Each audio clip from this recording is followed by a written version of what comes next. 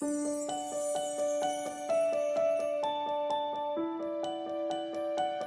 my lovelies, thank you for joining me on day 2. So what we have hiding behind day 2 is a beautiful amethyst. Okay, I absolutely love amethyst. It is such a beautiful crystal. It is a stone of peace around you, and it is said that if you place a cluster within your environment, it actually helps to calm everyone down. Okay.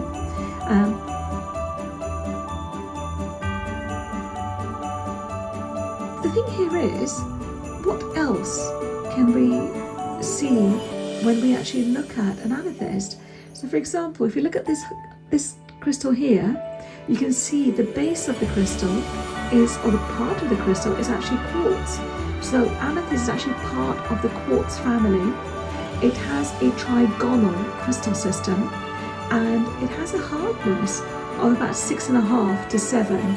So it's a little bit stronger, okay, or harder than the lapis that you opened yesterday, all right? But with lapis, obviously it's found in 3 locations, as we discussed. Now with amethyst, it's also found in Brazil, okay, Uruguay, Madagascar, Brazil, all right? And what I don't have on the table is any from Mexico, Bolivia, or Tanzania. Now the one in Tanzania they found quite recently, okay?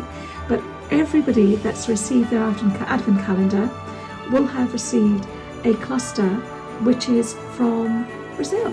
But if you have a look, each one will have its own unique sort of trace elements. Now with this one, it actually has gothite, and that is basically the little dots that you can see, okay? But if I pop this over here, I'm going to show you another one, okay? And this one, you'll see, has a slightly more golden, okay, texture, golden colours. So they have a little bit more yellow. Can you see those? Okay. And so this actually has limonite, but if you have a look at the base, so you can see it also has the gothite within it, okay? But it is, to me, they're just beautiful, and each one is so utterly unique. In this case, it also has an celestial formation. You can see the way the crystal is lying on top of itself. So there's another one there. And then, oh, so can you see this bad boy here? Well, he's from Uruguay, and look at the color, okay? Now, we wouldn't send something like this out because it has the damage on the tips, okay? So we tend to keep that for our own use internally, but I just love the colors on this.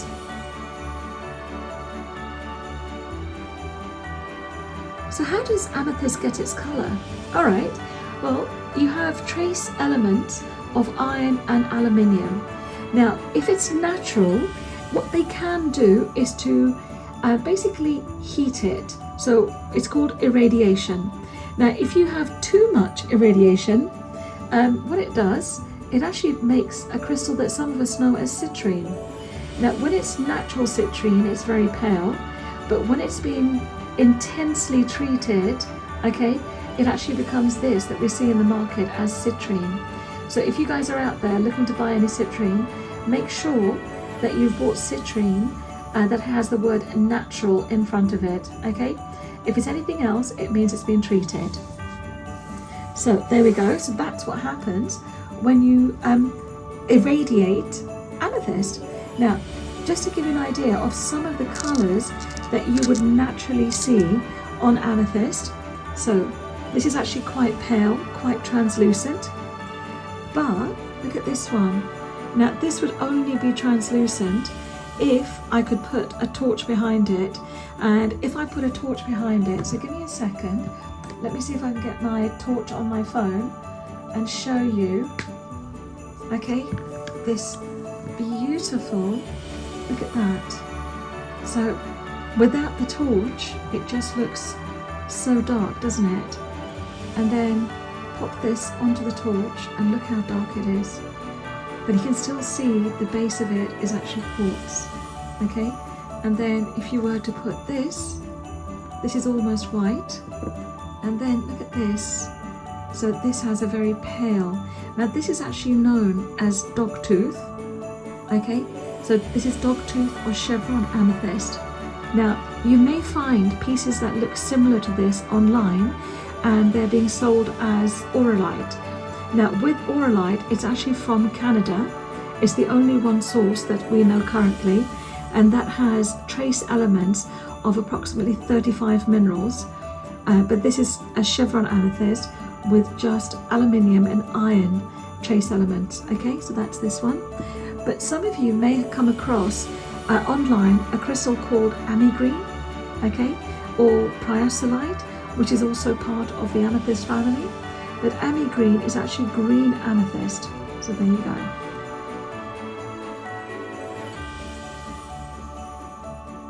You will find that with amethyst, you will find it in so many shapes. You will find spheres, you will find pyramids. With this particular one, you can see that yellowness there, that actually has an inclusion of citrine. So that makes it into what's called an ametrine. So the thing here is that when you read about it and they say it is an ametrine, it actually has that lovely citrine, natural citrine running through it, okay? And with the natural citrine, I suppose they couldn't think of another name, so a combination made it into ametrine. So bear with me a second. Let me pop this onto a stand for you so you can have a quick look at that. And just to show you a little bit clearer, so there you go. So this is citrine within the amethyst, natural citrine, and that becomes your ametrine. And that just goes there.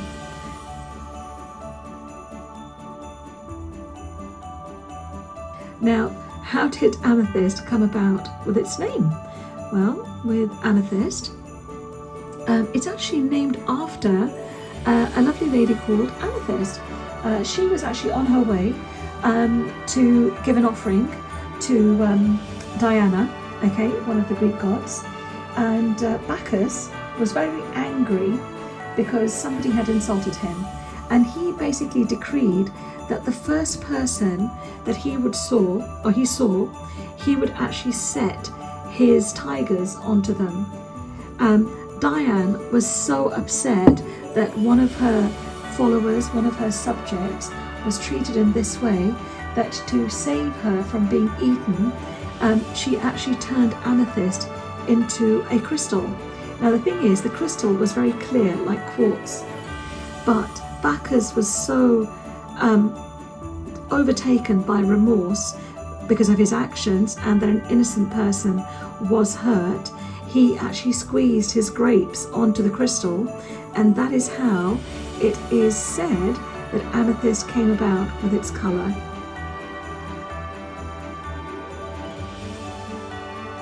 A little bit of history about amethyst. So amethyst goes back, the first time it was noted was during Neolithic times within Europe.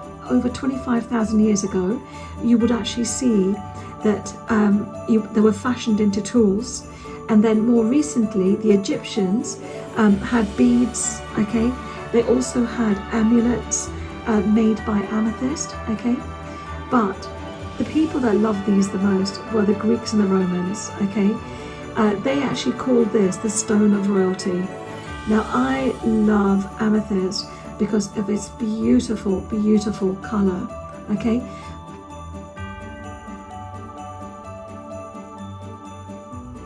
I'm also a crystal healer, so for me, I like looking at the holistic properties of amethyst. So to me, amethyst, when you use this, okay, it is a stone of protection. It is a stone of purification, okay? They used to say that amethyst is a stone to help you break any habits that were addictive, so any form of addictions. So it's a release of addictions, okay? Now, amethyst connects to your crown chakra, your third eye, and it is, oh my God, it's so wonderful. For me, I actually give this to Annabelle to help her sleep, okay? So when she's bouncing because she's got exams, etc., and she's not having a calm night, I actually place the amethyst within her room.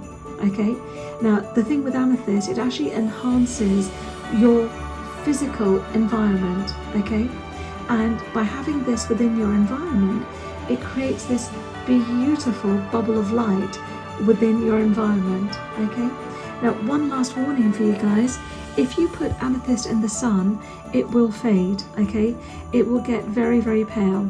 So your lovely piece of amethyst cluster, keep it away from direct sunlight. So guys, thank you so much. I hope you have liked your day 2 crystal.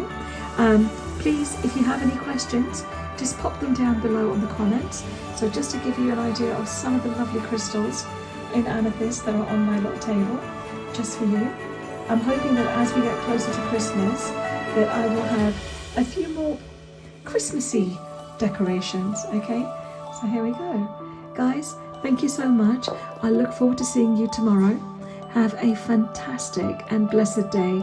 Thank you. Bye.